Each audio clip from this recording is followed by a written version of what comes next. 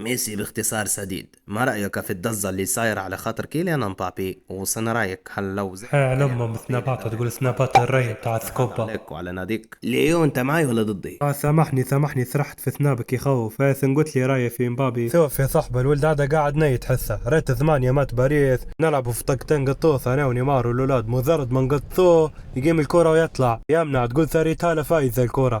مرات انا والجماعة نبدو ندوث وبعد التمارين يفتح علينا في البيبان فوق ثك تحسها مثل لاعب في صغره.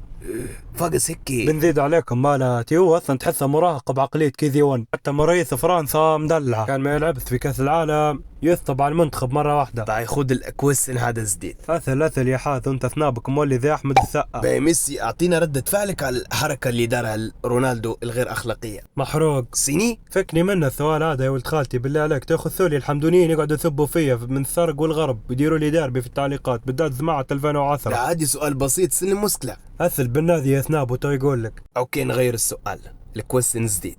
قول لي ليو سنزوكم مع انتر ميامي. انتر القواعه لو سمحت. القواعة سامحني. الأذواق ذميلة جدا ومثمثة وبابا بيكم دلعنا غادي ذاب لي ثواريث وذمعة كان نقول له ذيب لي حتى في عبده وسليمان عيدي يلعبوا معانا يذيبهم عادي ما عندها مشكلة. الحمد لله مستورة نسبة في سكفالي مكرونة كفية وموفية والصغار مستريحين ما فيش الا نور الدين القملة يضرب هالبة سادها لي بابا برنجلز وبيبسي لكن من بعد ما شفت فيديو نعاس بنقطعها عليهم منتزات صهيونية. ايه مزبوط، سن قصة دعمك للصهاينة الاخبار كي قالت يا ليو. قصدك جمهور رونالدو. طبعا مع احترامنا لكم يا مدريديستا نحبكم هلبا والله غير نتناقصوا بس ما ديروا لي رقصه في التعليقات والله ما لا فيديو بالذوق ومش قصدي سيسلوا بالنادي. ايه كان قلت لي شنو اغنيتك المفضله ايه سعد ولد بنغازي ولد بنغازي سعد ولد بنغازي لكن نسمع من غير موسيقى لان الموسيقى حرام. انت سكله موضوعك مطول اليوم على اسم يا اخوي ما تبي عندي علاش نتناقص معاك راه معقوله بندعم دوله العالم متاعهم تقول مرقه اطفال. شكرا ميسي على وقتك اللي اعطيته لنا، تحياتي ليك. خلاص وقت البرنامج تم. ما خليت فيها سيء نابو حتى 10 ثواني الاستغفار. لكن والله يلبس نابك يا برادر حتى حد احمد ما درس. بما انكم كملتوا الفيديو شو رايكم نستغفروا في العشر رسمي ما ثواني؟ خلينا سيء السلام. ال10 ثواني بتاع الاستغفار.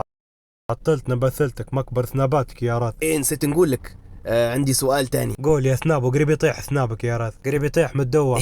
ما خف دمك. نبيك تقول لي سن سبب عدم استدعائك في مباراة النجوم في افتتاح ملعب طرابلس الدولي. يمسات يا راس لو تبي دليل برا افتح في صفحة بالنادي في التيك توك تلقى الفيديو. نحب نقول لكم رمضانكم مبارك وان شاء الله نعاد عليكم بالصحة والسلامة وان شاء الله ربي يتقبل منا طاعتنا وطاعتكم وربي يطيحك في حلاق ولد عالة يا غالي يلعب لك في سنابات.